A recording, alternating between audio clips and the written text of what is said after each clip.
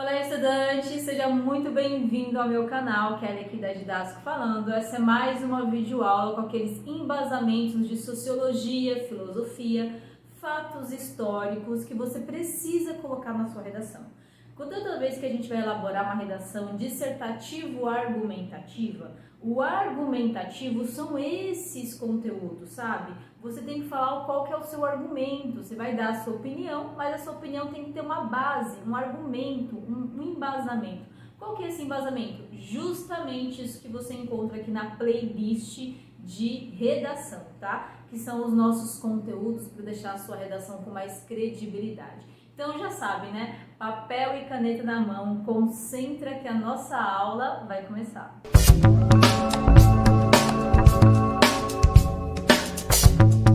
Pessoal, hoje nós vamos falar de Ludwig Wittgenstein. Isso aí, esse nome diferentão que você tá vendo.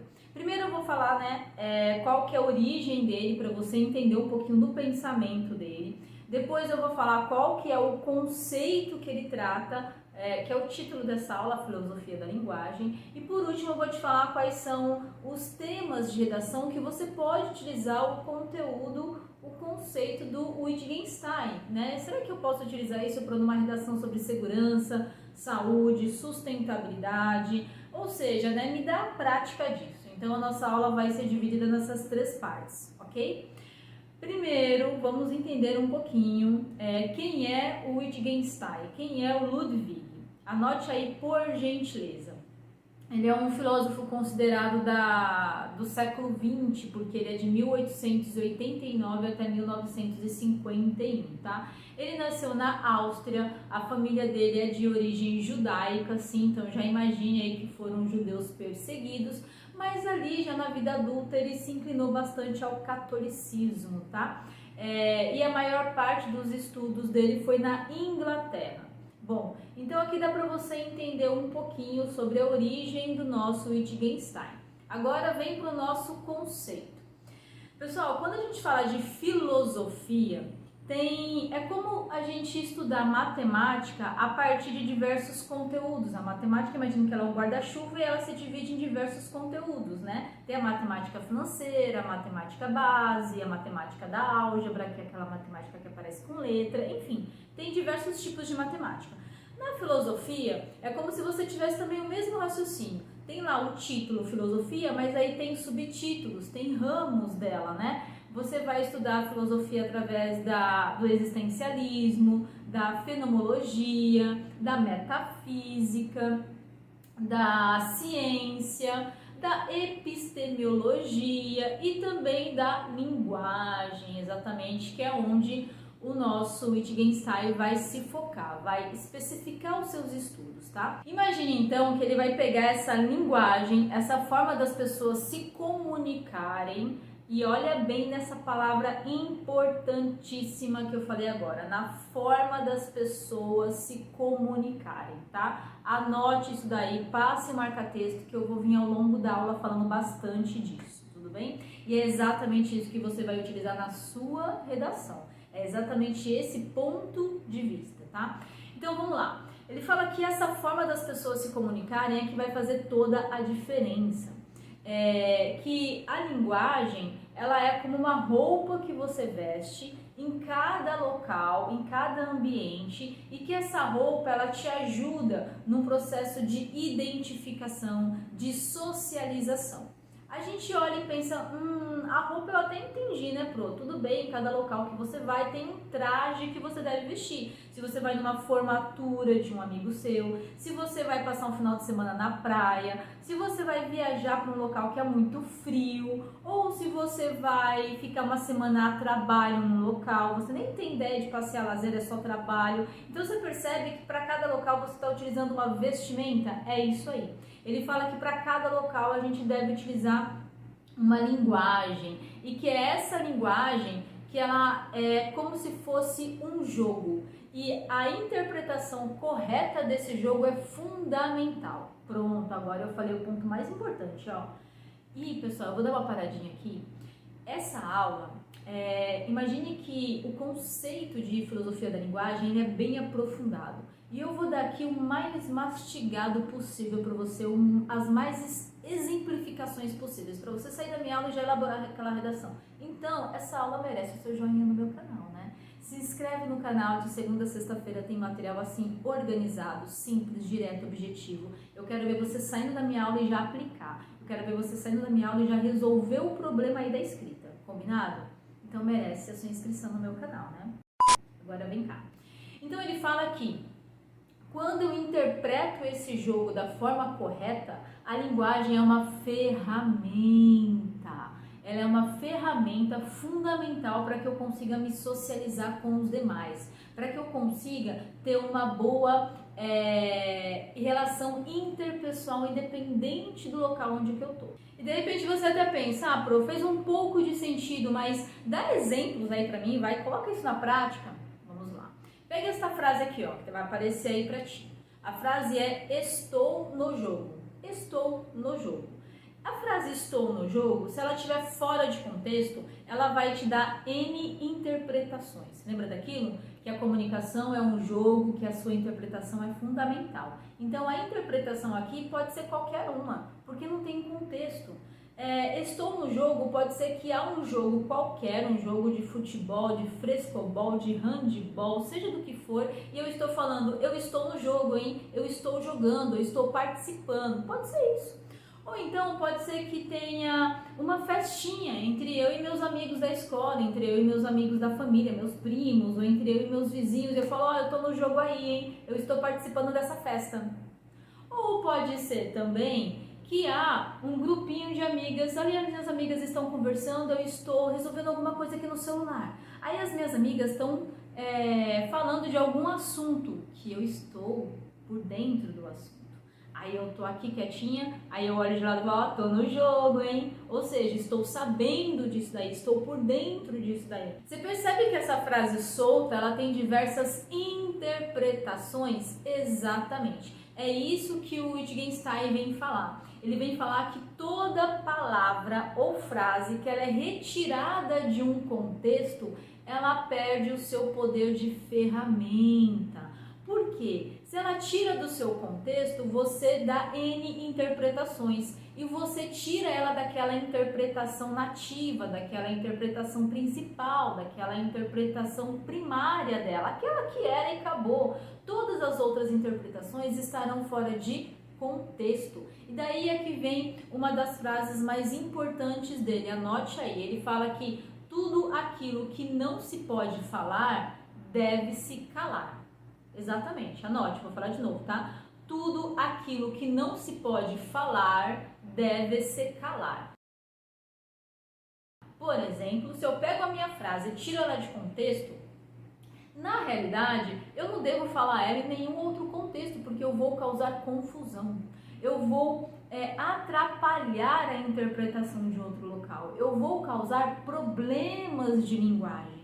Entende? Então deve se calar sempre que alguma frase ou algum contexto ou alguma ideia ou alguma informação retirada de contexto vai trazer muito mais desarmonia do que clarificar. Fez um pouco de sentido aí para você? E aí quando a gente olha isso, um ponto que eu já vou pegar principalmente aqui, ó, manipulação da informação. Manipulação da informação é quando você pega um dado, seja uma informação, um número, uma frase, um conceito, uma ideia, você retira ela de um contexto, sabe ali? Você pega uma gravação, de repente, você tira ela de contexto. De repente a informação ali, ela estava dentro de uma entrevista, dentro de um vídeo de 30 minutos. E aí você tira aquilo e pega só 10 segundos de uma frase qualquer e você joga ela nos diversos meios de comunicação. Você tirou de contexto e qual a possibilidade de 100% daquelas pessoas que estão assistindo aqueles 10 segundos buscarem realmente qual que é a origem daquele vídeo para entender o contexto? Qual que é a probabilidade? Pensa aí na realidade, uma questão empírica. Observa se você faz isso todas as vezes que você vê um vídeo curtinho, um trecho de algo, de uma palavra, de uma entrevista, de um texto, você realmente vai buscar? Todas as pessoas que você conhece realmente vão buscar? Todas as pessoas que te passam realmente vídeos, informações ao longo do dia, elas sabem te dar a origem, te explicam um contexto, te dão aquilo de uma visão completa? Você entende aqui o que eu quero falar? Então ele fala que tudo que vai causar essa desarmonia, na realidade, deveria se calar, deveria não se falar sobre aquilo. E quando a gente pega a nossa capacidade de interpretar, porque veja bem, se eu assisti os 10, 15 segundos daquilo e eu não me aprofundei, eu não fui buscar interpretar, aquilo ali é uma própria limitação do meu mundo. Olha só o que ele fala. Ele fala que o tamanho da sua linguagem, o tamanho da sua interpretação é o que vai determinar o seu mundo. A gente olha isso e fala, calma, não fez muito sentido. Me dá um exemplo mais. Pessoal, imagine, eu vou pegar até uma questão muito prática do dia a dia. O idioma inglês. Quantas vezes a gente vê algumas frases curtas que são gírias norte-americanas ou então britânicas, enfim, independente, né, de onde que venha aquele idioma estrangeiro nativo, e eu interpreto diretamente com o que eu vejo no dicionário. Mas, na realidade, aquilo tem uma outra gíria, tem um outro sentido lá. Então, quando eu interpreto errado, eu estou limitando o meu mundo. Eu estou com uma visão errada, eu estou com uma visão limitada. Eu não consigo ampliar o meu mundo. E o que está dificultando com que eu amplie o meu mundo é o domínio da minha linguagem. É o domínio da minha interpretação. Faz tempo. E aí, vê se faz sentido. Se eu interpreto aquela frase da forma incorreta, porque era uma gíria específica e eu fui traduzir aquilo ao pé da letra, mas na realidade ela tem uma outra interpretação, digamos que eu vou estar fazendo uma interpretação errada, aquilo vai limitar o meu mundo e pode causar algum problema. Se eu estou utilizando aquela transcrição ali, aquela tradução, digamos, num trabalho da escola. No meu trabalho, no dia a dia, eu estou passando aquilo para o meu chefe, para o meu superior, para o meu cliente da forma equivocada. Eu estou causando um problema que a dificuldade ali está sendo a minha linguagem. O problema aqui está sendo a limitação da minha linguagem. A minha linguagem ela está sendo limitada, ela não é abrangente, eu não tenho conhecimento daquilo. Então eu estou causando mais um problema do que resolvendo um problema. Ele fala que, tome nota aí de outra frase muito importante, tá? Ele fala que o problema surge quando as palavras estão no ponto morto, quando as palavras estão sem vida, quando as palavras não ganham, digamos, a interpretação, o sentido, o significado, quando elas estão com a sua função equivocada ou até sem função. Você entende aqui que, digamos, o sentido, o significado, a função, o papel, a forma, lembra que eu falei isso lá no começo da aula, que isso é o mais importante? Olha, eu posso dar diversos exemplos, vou dar mais 2 aqui, vamos lá. Hoje, na contemporaneidade, no dia a dia, a gente utiliza bastante, principalmente os adolescentes, sobre crush. O que é um crush? O crush pode ser uma garota, um garoto, que você admira, que você tem ali uma certa quedinha por ele, você admira ele, você está afim dele, mas você não tem nada com ele, certo? Você só está com vontade de se aproximar, de conhecer a pessoa, você admira ela, você acha ela bacana, você acha legal, você acha ela bonita. Isso é um crush, tudo bem? Antigamente, pergunte aí pro seu avô, pro seu bisavô, dependendo da idade do seu pai, da sua mãe, pergunte para eles o que era broto.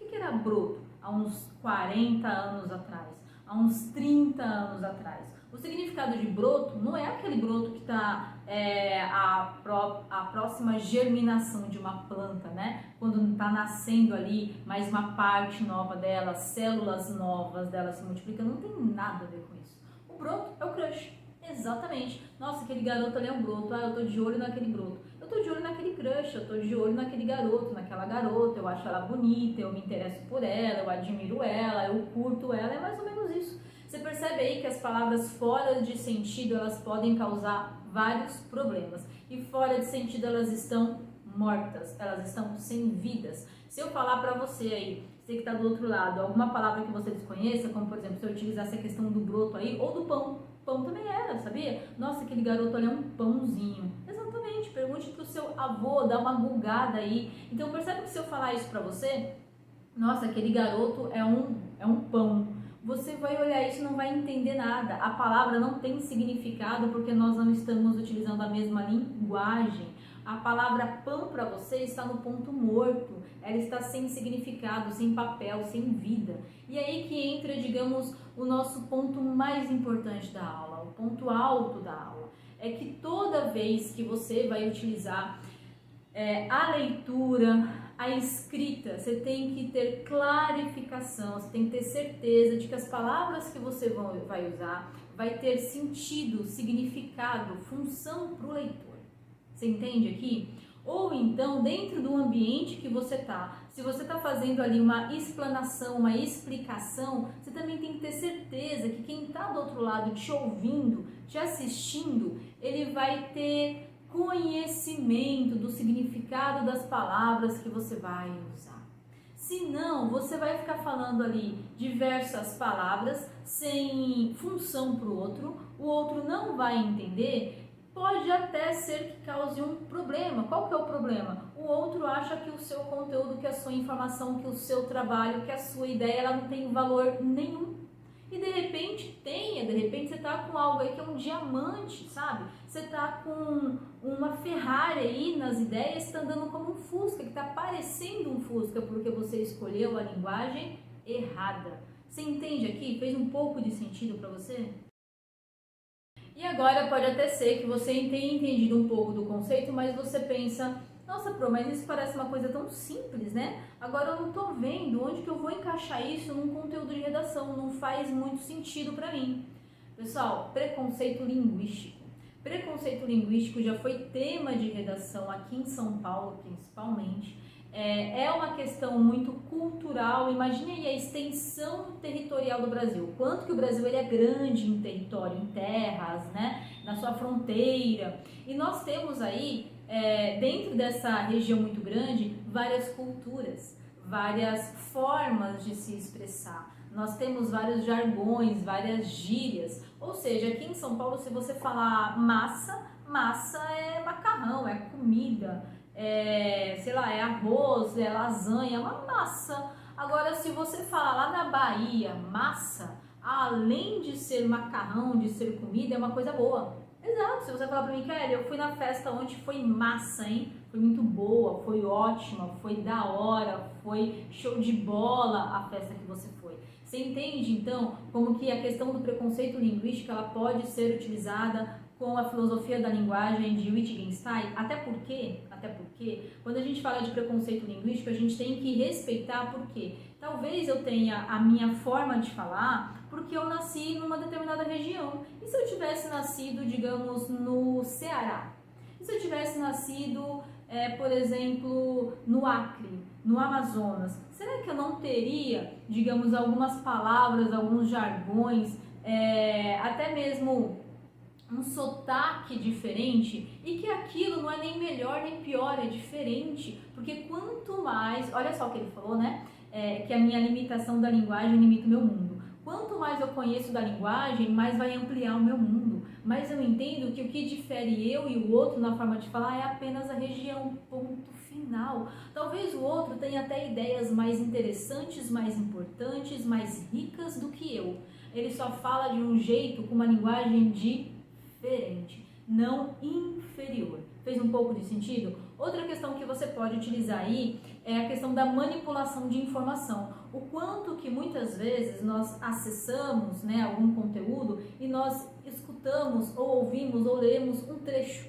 Aquele trecho fora de contexto. É uma perca de tempo eu ouvir aquilo fora de contexto. Ou então eu vou mergulhar naquilo e entender qual que é o contexto daquela frase, daquele trecho, daquele áudio, daquele vídeo, ou então eu nem me dou ao prazer de ler aquilo ou de ouvir aquilo, porque eu sei que eu não vou conseguir entender. Eu não vou conseguir entender porque se eu ler aquele trecho pequeno, eu estou me dando a chance de me equivocar, de causar um problema ao invés de esclarecer uma situação. Eu não vou entender, está fora de contexto. A palavra, ela está no seu ponto morto, ela está sem o sentido original. Aí você também pode utilizar a manipulação das informações que tem na internet, porque muitas vezes a gente acessa, vê lá um vídeo, um áudio de 10 segundos, de 1 minuto, sendo que aquilo está inserido dentro de uma aula, dentro de um contexto de 1 hora.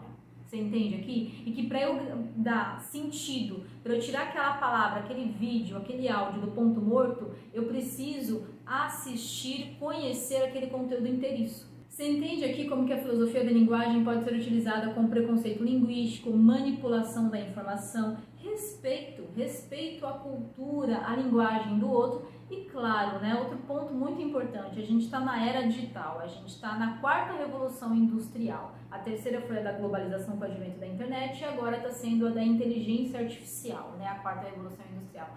Onde a gente tem um ambiente cibernético a todo momento e esse ambiente cibernético ele também trouxe uma nova linguagem. Que se eu não entendo o significado dessa linguagem, eu também estou, digamos, lendo a palavra ali no seu ponto morto. Se eu não explico para o meu avô, para minha avó, o que é deletar, o que é dar um like, o que é share, se eu não explico isso, que são palavras que a gente já utiliza no dia a dia, ganhando novos significados, estará a minha linguagem com ela ali totalmente em ponto morto. Então, essa língua que ela é viva, esse idioma, essa linguagem, que ele vai ganhando novas formas ao longo do tempo, ao longo da região, também pode ser utilizada aí como a linguagem da internet. Prontinho, pessoal, aula organizada, conteúdo entregue. Agora sai dessa aula aqui, já faz aquela redação nota 1000. Afinal de contas, o Wittgenstein, ele é um dos filósofos que mais, digamos, tem nome aí no século XX. Comenta aqui algum outro conceito, outro filósofo que você gostaria de ver também uma explicação assim. Compartilhe esse conteúdo. Sabe aquele amigo, aquela amiga que você sabe que ele também está tentando dar um up nos estudos? Compartilhe esse conteúdo para ele.